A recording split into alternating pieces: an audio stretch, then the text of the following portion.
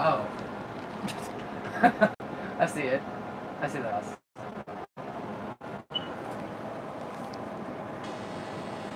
Alright.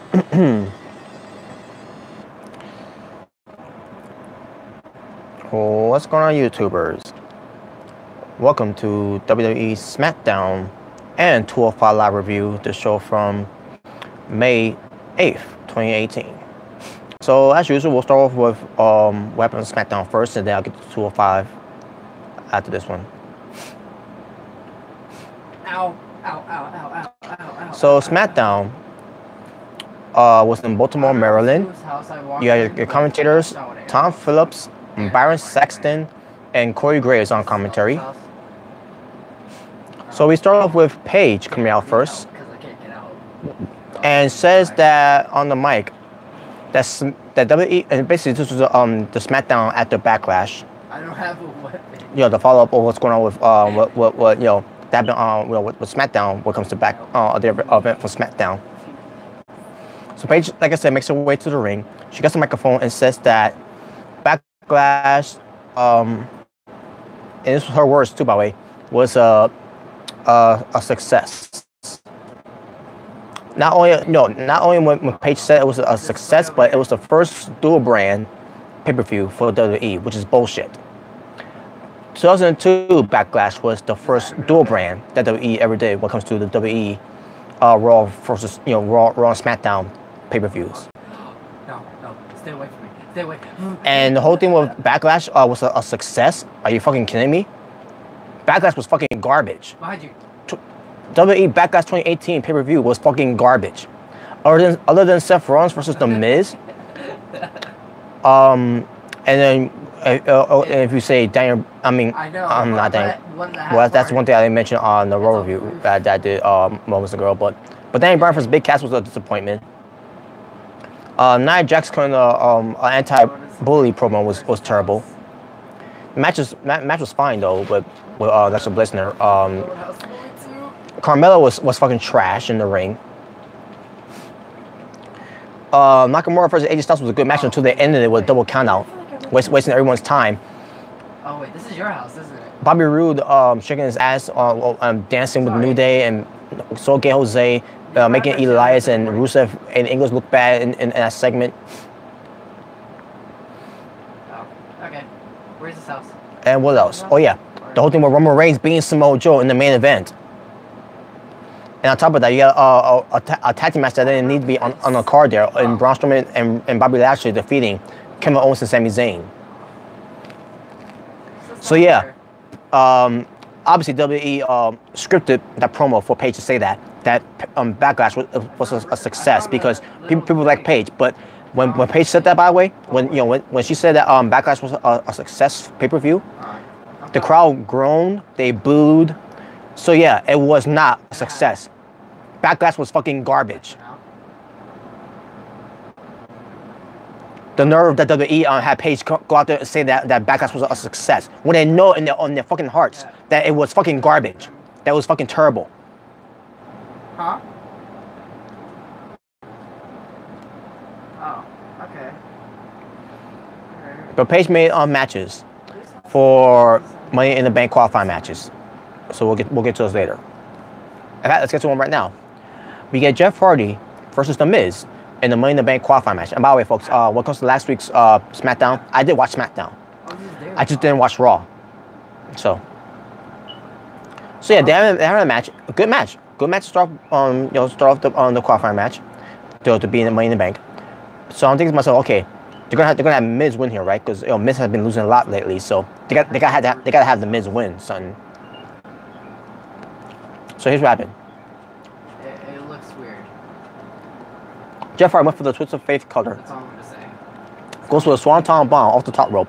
Covers Miz, but Miz reversed it into the crucifix pin while he's basically fighting through the pain of that getting hit with the Swanton bomb, and gets a 3 count in the win. So yeah, I was shocked that they gave this win to the Miz. I was even more shocked when they swerved us at the end of it, where the Miz just fought through the pain he suffered from Jeff Hardy and gets the win over Jeff Hardy. Basically, again, an upset win over, the United States champion. So yeah, the Miz is qualified to the Money in the Bank ladder match, which is good. Jeff Hardy. I mean, I would love to see him be part of it. We get another chance to be part of it. I don't know. No, they'll probably do a second chance type of match for later on. I don't know if they will or not, but who knows. But they always do that anyway, so because I was dying. It depends. It just depends. But yeah, I thought it was a good match though, and the Miz won. Basically, the right guy won, in my opinion. Grab my full health. All right. Oh God. I will be right back. After when I come back or whatever, I'm gonna be getting some wood or whatever, and I'll be fine. Sheamus is backstage eating Lucky Charms. Sorry, do you need anything? It's like. Because he's Irish and all that. Good about the house. And that's me Lucky Charms. They're magically delicious. Fella. Fucking stupid. Now, there's nothing wrong with a grown man eating Lucky Charms. I'm an advocate of that. I eat Lucky Charms every time, but whatever I get a chance. But okay. Alright, I'll be right back. But wow, really? Sheamus eating Lucky Charms. But Cesaro walks up to him saying you're okay and everything and all that. Because he lost to Xavier Woods, that faggot. So then Sheamus was like talking to Cesaro, why don't you face him then? So Cesaro's like, okay, fine, I'll go to his bag. His duffel bag. And there were pancakes in there. And then Sheamus opened his duffel bag, and there are pancakes in there. Pancakes. This is so fucking stupid. The bar is literally getting buried by the New Day. And they're getting buried by by the New Day with pancakes. Fucking pancakes.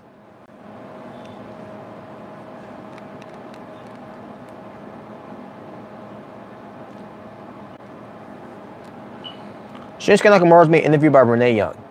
Renee Young wants to know what's going on with him and AJ and all that after the match from Backlash.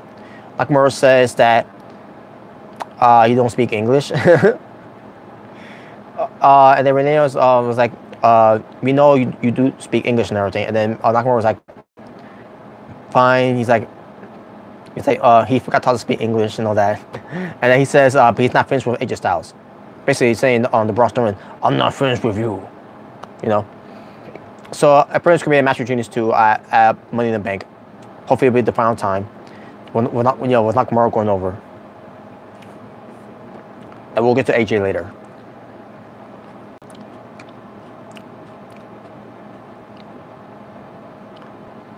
We get Carmella doing her salty promo. I didn't care to hear her. Because when I heard her said she beat Charlotte Flair, and I said to myself, yep, this is garbage, maybe move away. But what was announced in this clip, was that she's going to have a royal celebration to celebrate that she beat Charlotte Flair clean at Backlash, which was fucking garbage. Can rectify. I hope they don't make this no speak English thing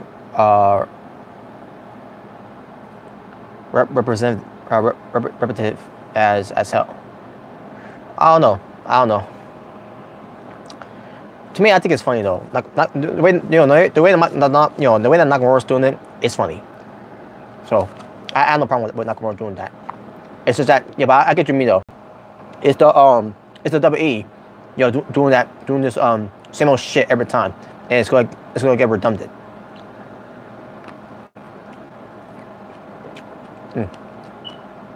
All right.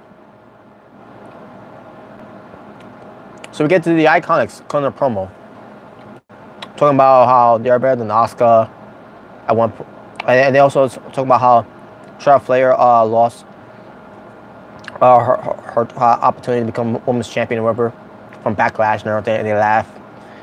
And they also made some face that Charlotte Flair made from Backlash, whatever. I thought it was a little funny.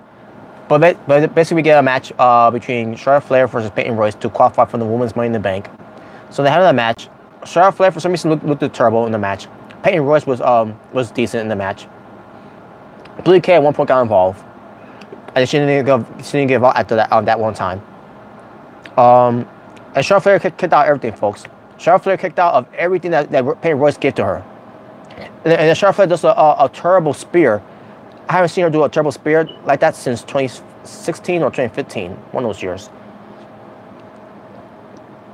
And then sure enough, Charlotte Flair puts on the figure 4, you know, which she bridges into the figure 8. And Peyton Royce stops out. So I say to myself, wait a minute. So Peyton Royce is not going to Money in the Bank to qualify for the Money in the Bank ladder match. But Charlotte Flair gets to do it. Charlotte Flair had her opportunities. She had her chances. You know, Peyton Royce is new. She just got there to the main roster. Why she's not going to be part of the match? Why we had to see Charlotte Flair in this match? This was so fucking bullshit. And on top of that, you got Byron Saxton on commentary saying that this was a must win, a must needed win for Charlotte Flair. No, it isn't. Charlotte Flair has gotten opportunities of being women's champions and number one contenders already. She did not need this win. Peyton Royce needed this win. What the fuck? Yeah, I didn't like it. Charlotte Flair being in the match, I didn't like it. Charlotte Flair beating Peyton Royce in the match to get to the match, I didn't like it.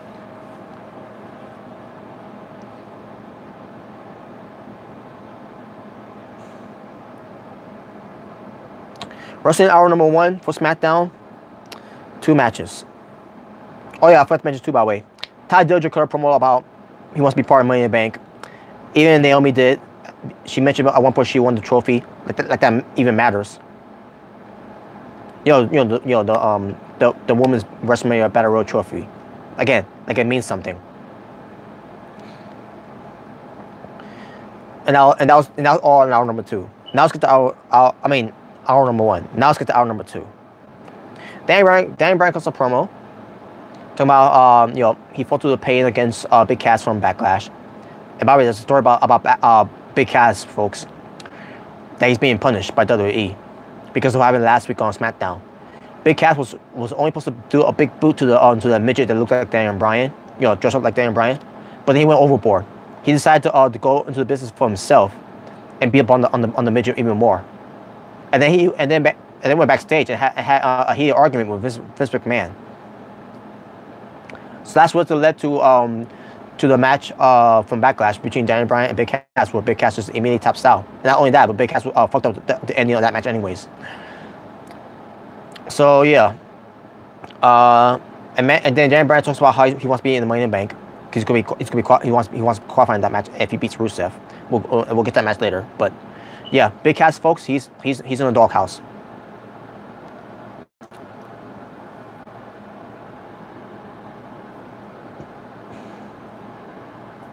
I don't know what to do that. Anyways, moving on. So Xavier Woods versus Cesaro. You got the New Day, Big E and Kofi alongside, at ringside for Xavier Woods, and Sheamus at ringside for Cesaro. So they had the match. I didn't care if match.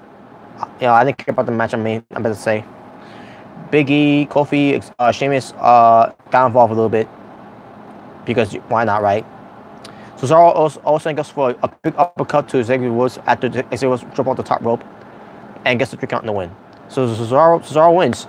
So I didn't really care about it anyways, but whatever. Kimmersify. Bro, WWE just did the most lazy booking of all time. Apparently, Nia Jax is going to defend her title against Ronda Rousey at Money in the Bank. Yeah, I heard about that. Kimmersify. And to be honest with you, Kimmersify, it's not good. It's not gonna be good for either one of those two. For example, Nia Jax is cutting these promos where she's against bullies, and the fans think it's cringy. They don't like it. They hate it, and they boo her because of that. And now, with Ronda Rousey, she only had 1 match, and that was at WrestleMania. Ever since she got to the main roster on Raw, no matches, 0. Z plus row, which 0. I should have said equals 0 basically. So, but yeah, you get my point though, right? Either way, it's not gonna be good. You're gonna have fans out there saying, "Oh, what has Ronda Rousey done to get an opportunity at the WWE Championship? I mean, at the Women's Championship. She just got there. I guarantee you, you're going to hear that on Twitter. You're going to hear that on Facebook. You're going to hear it on YouTube. You're going to hear people talking about this to Ronda Rousey. How do I know this? They did the exact same thing to AJ Styles when he first got there. When AJ Styles first got there, they said, "Oh, what has he done in the WWE? He hasn't been in that long." Remember after WrestleMania, he got his opportunity for the WWE Championship against Roman Reigns, and he got fans complaining about that, saying that, "Oh, what has AJ Styles done in WWE to get that opportunity?" And I guarantee you, the same thing's going to happen to Ronda Rousey when that happens. Oh, when in the WWE, she hasn't been there. She hasn't been here that long. Guarantee you, just you wait. You're gonna hear those fans that go complain about that.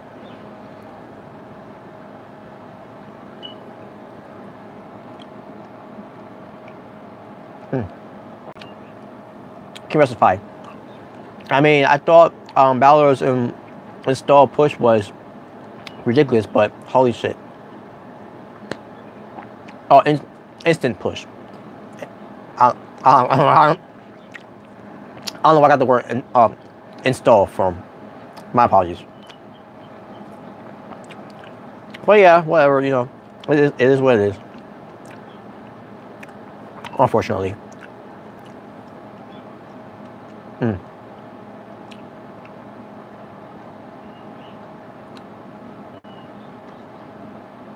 So yeah, Cesaro beats Xavier Woods, and I didn't care about the match anyways.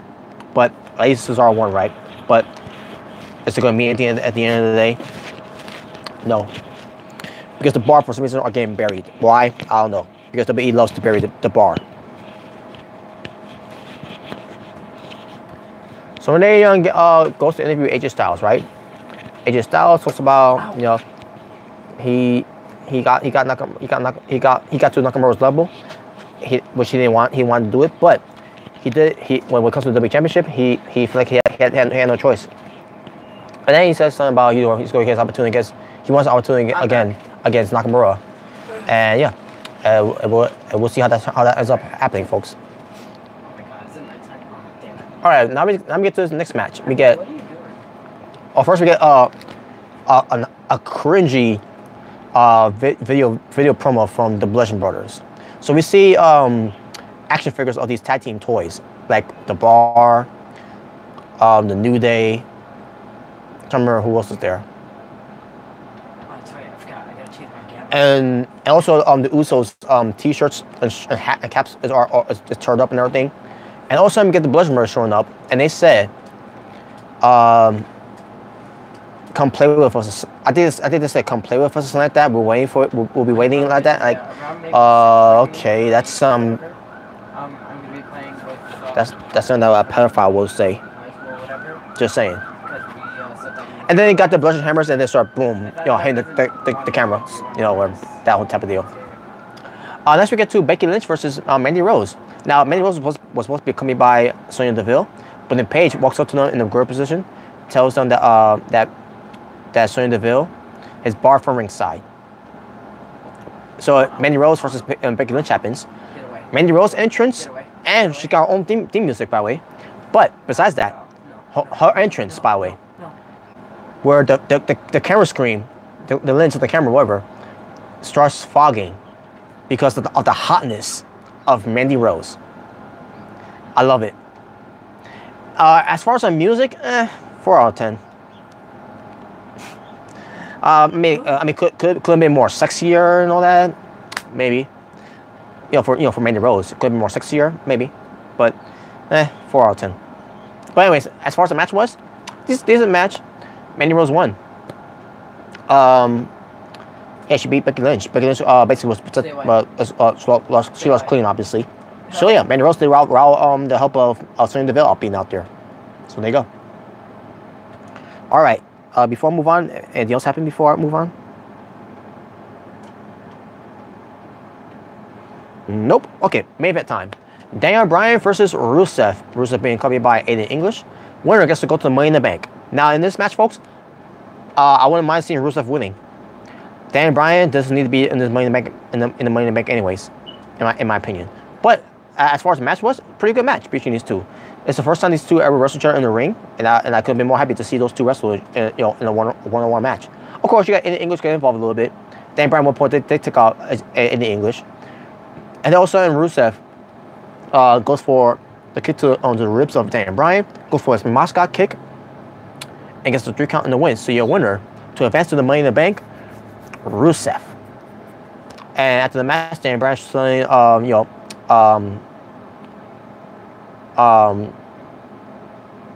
selling the fact that he's disappointed in himself that he didn't get the job done, and there you go. And yeah, I heard people were upset about Dan Bryan losing. I wasn't upset actually. Just like I wasn't upset with Dan Bryan losing the Greatest Royal Rumble match either. Yeah, I get it. Dan Bryan just got back. He just got back in he just got back in the ring and everything after WWE has forced him to not wrestle for 2 years or 3.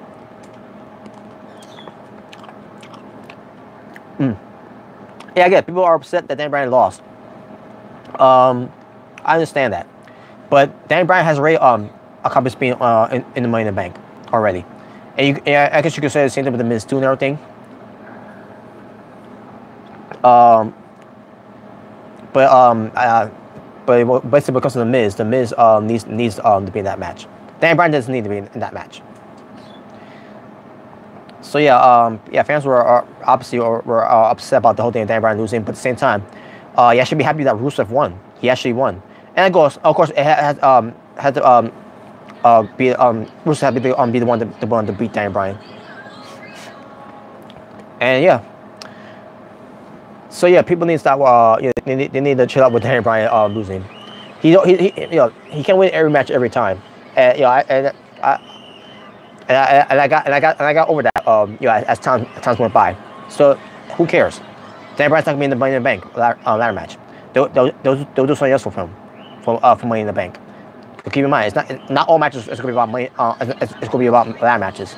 And plus, I don't want Dan Bryan being in the ladder match anyways, because we want him being on the sidelines again, where he gets hurt out of nowhere, because of a bad ladder spot that could happen. So I want Dan Bryan to be in these safe matches, than to be in one of these dangerous matches, which is on a ladder match. So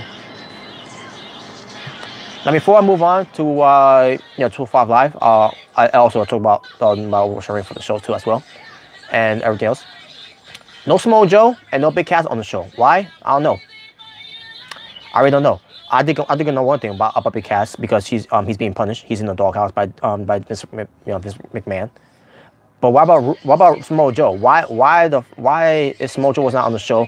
And Randy Orton, why was he not on the show either? These guys, they just competed from Backlash last week, thinking they're going to be on the show. To see what's going to be their fallout on the show. Nothing whatsoever. You seen Carmella? Yeah, because we need to see Carmella, right? Because Mella is money. Fuck that. So what's up, guys? It is Tristan here, and in today's video, I've got something absolutely insane. So yeah, I'm disappointed that WWE didn't have Samoa Joe on the show. But that being said, with Big Cass too, by the way, I'm not that upset, because Big Cass is big trash. Big Cass says that he's a star. He's where the money is. No, you can't draw a dime without Enzo Amore.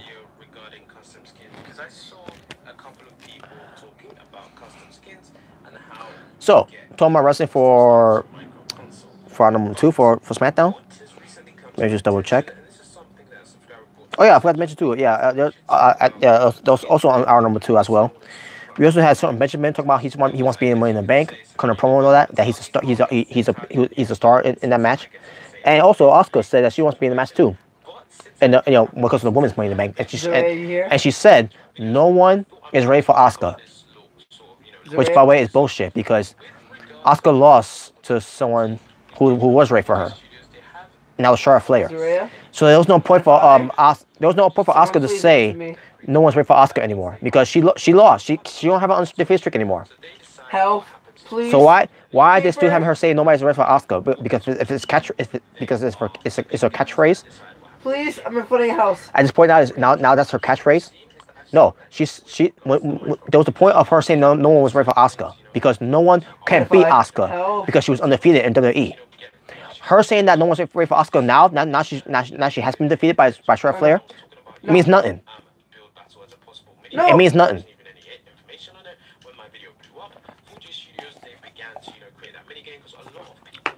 So there you go. So I think there was 3 matches. Yeah, 3 matches that happened at our number 2. Talking about wrestling for SmackDown overall from May 8th, 2018. I think it was five matches if I'm not mistaken. Yeah, 5 matches. So my overall showing, excuse me. So my overall showing for the SmackDown from May 8th, 2018. I'm gonna go 5 out of 10. I thought it was an average show. Wasn't that great, but I thought it was above average. So yeah. Now let's get to 205 Live, the show from May 8th, 2018. This was after SmackDown was over, live on the WWE Network. Your commentators were Vic Joseph, Nigel McGuinness, and Percy Watson. Same place, Broadway, same arena, you know. So here we go. What I'm gonna do here, folks, I'm gonna rapid fire this. Lindsay Dorado and Grand Metalik defeats D. Brian Kendrick and Gentleman Jack Gallagher in a decent tag team match. He had Kalisto at ringside too, by the way.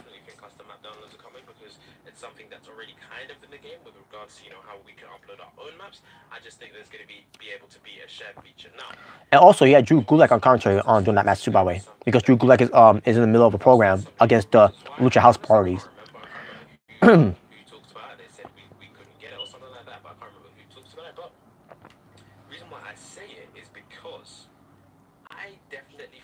What's next? Oh yeah, Tony Nese defeats Keith Clayball. Let me say this again. Keith Clayball. Tony Nese defeats Keith Clayball.